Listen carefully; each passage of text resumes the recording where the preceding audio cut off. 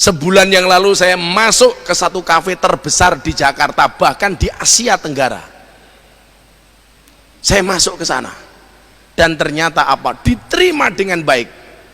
Yang menjadi persoalan itu sebenarnya adalah orang baik kalau ketemu orang jelek itu alergi, Pak. Mohon maaf, saya punya pengajian rutin di pondok setiap malam Minggu Pahing, yang hadir orang 10.000 orang. Mbak-mbak PSK dari lokalisasi saya fasilitasi, saya sewakan bis, mereka datang, Pak. Begitu nih mbak-mbak PSK datang ke pengajian saya, fokus jamaah itu nggak ke saya, Pak. Kemana? Ke yang lain. Orang baik ketika dicampur dengan orang yang dianggap nggak baik, ini biasanya alergi. Maka ketika saya posting anak bertato dari Probolinggo, dari Jawa Timur waktu itu, jadi santri saya, tatonya penuh, adzan. Saya posting di Instagram, komentar orang baik apa, Pak? Orang tato kok adzan? Apakah salah orang tato adzan? Saya bilang sama dia, nak santai, lebih baik kamu bertato adzan daripada nggak ada tato dan nggak pernah adzan. Kita lupa bahwa bagaimana kemudian Allah sangat memperhatikan para pendosa. Maka saya punya kawan dulu, namanya almarhum Gitorolis. Kalau yang sepuh-sepuh ini pasti masih ingat lah dengan Gitorolis. Tapi kalau anak-anak milenial ini nggak tahu. Gitorolis itu dulu semua maksiat pernah dilakukan, mau semuanya pernah dilakukan. Tapi ketika kemudian dia bertaubat, Masya Allah, jadi orang yang luar biasa, Pak. Dan setiap kali ketemu saya, dia minta dibacakan apa? Surat Az-Zumar ayat 24. Qul ya ibadiyalladzina asrafu ala anfusihim la taqnatu mir rahmatillah. Innallaha yaghfiru dzunuba jami'a innahu huwal ghafurur rahim.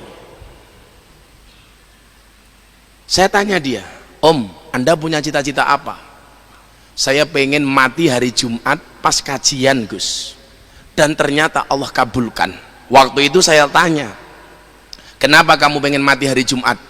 Karena kalau saya mati hari Jumat, jenazah saya yang menyolatkan banyak. Dan ternyata dikabulkan oleh Allah.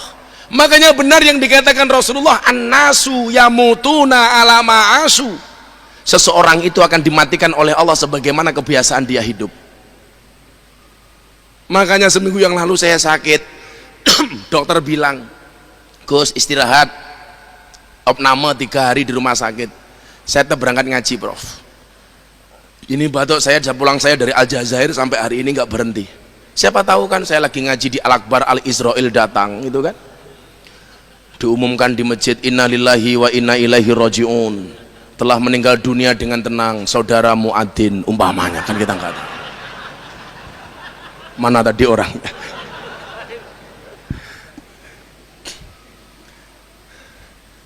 Karena kebiasaan dia kajian, matinya pas kajian.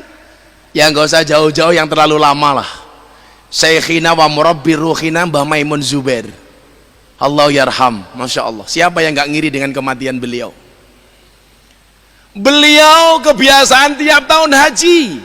Anda tahu berapa kali Mbah Maimun haji? 70 kali seumur hidupnya. Beliau itu akhir-akhir ini absen haji hanya tahun 2018. Haji terus sepanjang tahun sampai 70 kali. Dan ternyata janji Rasulullah benar, an-nasu yamutuna ala ma'asu. Seseorang akan dimatikan sebagaimana kebiasaan dia hidup.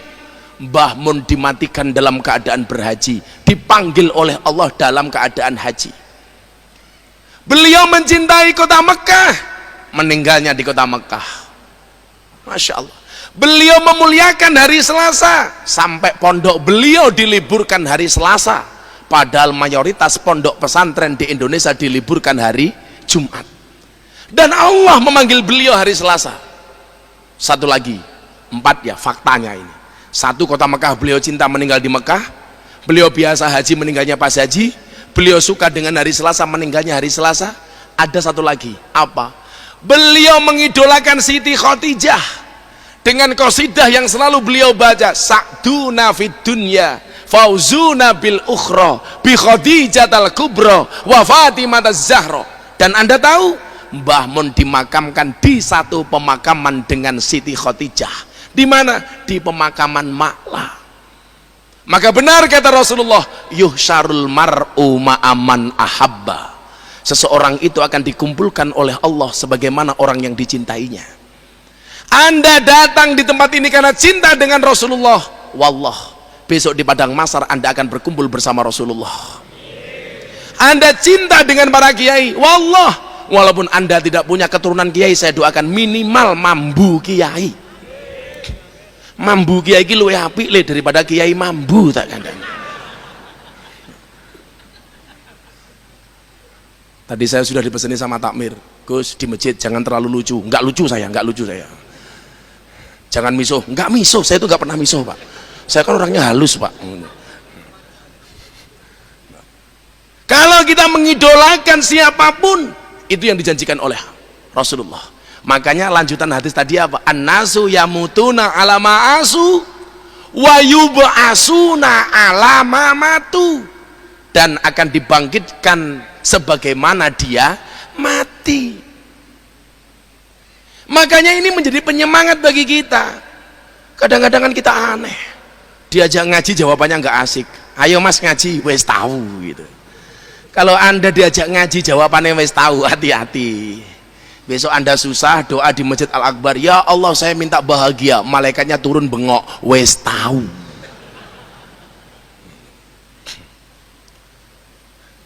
Semangat inilah seharusnya yang bisa kita contoh dari perjalanan hijrah Nabi Muhammad sallallahu alaihi wasallam. Ini tidak main-main, Pak. Bagaimana kemudian saat itu Muhammad minoritas dengan segala keterbatasannya. Saya itu kadang-kadang berpikir begini ya Pak ya, Nabi Muhammad itu kan nabi yang mukjizatnya paling minim, Pak, dan basariahnya Nabi Muhammad itu paling kelihatan. Coba Anda bandingkan mukjizat Nabi Muhammad dengan nabi-nabi sebelumnya, jauh, Pak. Nabi Musa membelah lautan, Nabi Ibrahim dibakar nggak mempan, Nabi Yunus dimakan ikan malah kayak itikaf, Nabi Isa bisa menghidupkan orang mati. Makanya salah satu pertanyaan Dedi ini salah satu pertanyaan yang inti, kenapa kemudian dia akhirnya masuk Islam. Dia bertanya sama saya begini, Prof, waktu itu. Gus, kalau saya baca Al-Quran, kenapa banyak di dalam Al-Quran itu perintah Allah yang tidak rasional? Ini kan orang-orang penganut aliran rasionalitas, apa-apa harus pakai akal, Pak. Contohnya apa, bro? Nabi Ibrahim suruh motong anaknya Ismail. Ini kan gak nalar, anak cuma satu suruh motong, kan Allah bego katanya waktu itu. Terus itu bagi saya gak masuk akal. Nabi Musa membelah lautan, bullshit dia bilang. Nabi Isa bisa menghidupkan orang mati, bohong. Nabi Isa bisa berjalan di atas air, nah kalau itu saya bisa, wong saya pesulap katanya. Dan ternyata benar, Prof, dia bisa berjalan di atas air. Iki triknya neng di tak delok itu nggak kelihatan. Dia bilang kamu nggak bakal bisa lihat, ini trik katanya. Dan bener bisa. Saya ngetes dia di atas kolam bisa berjalan, Pak, di atas air. Deddy Corbuzier itu kan the best magician di Amerika 2 kali. Dunia, Pak, 2 kali. Tapi hari ini sudah sama sekali tidak mau dia magic-magican. Waktu itu acara kita collab di YouTube, pertanyaan langsung tanpa teks. Saya mikir waktu itu, ini kalau saya nggak bisa jawab, waduh bahaya ini, bisa gagal dia masuk Islam, saya bilang. Mikir saya, akhirnya saya jawab, Mas, kenapa banyak perintah agama yang tidak masuk logika?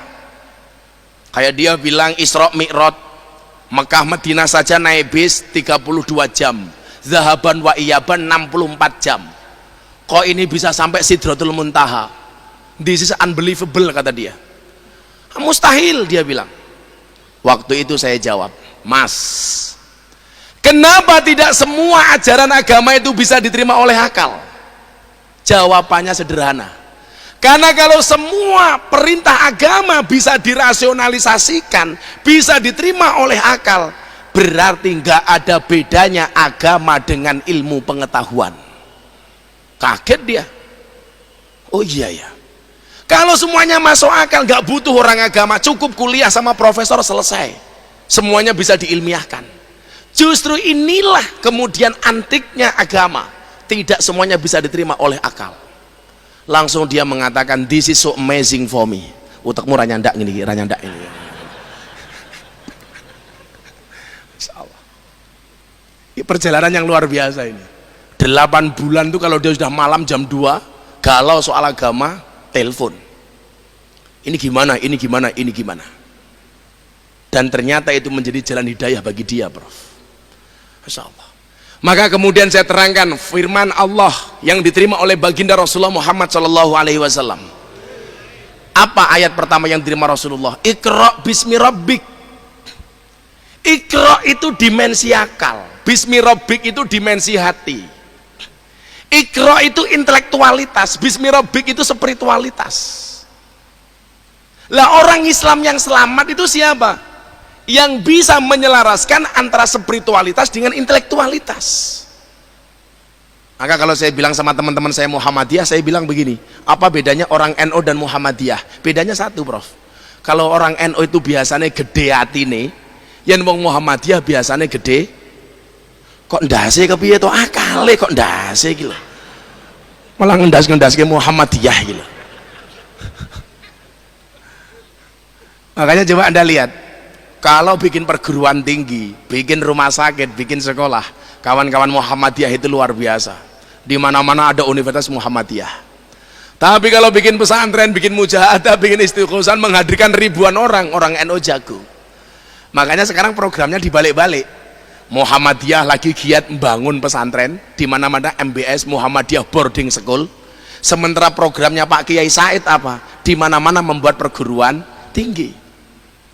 Makanya sebenarnya kalau NU dan Muhammadiyah ini sudah seperti ini, sudah nggak ada permasalahan lagi Pak di Indonesia. Yang bermasalah siapa? Yang nggak suka NU, yang nggak suka Muhammadiyah. Kalau NU dan Muhammadiyah kan dari dulu bedanya tipis, Pak. Kalau NU sukanya panjang, Muhammadiyah pendek, kan gitu saja. NU panjang, sholat taraweh 20 rakaat, Muhammadiyah sholat taraweh pendek 8. Kalau di Surabaya yang paling marah aliran ketiga, bukan 8, bukan 20, tapi aliran yang tidak taraweh, Prof. Itu banyak banget itu.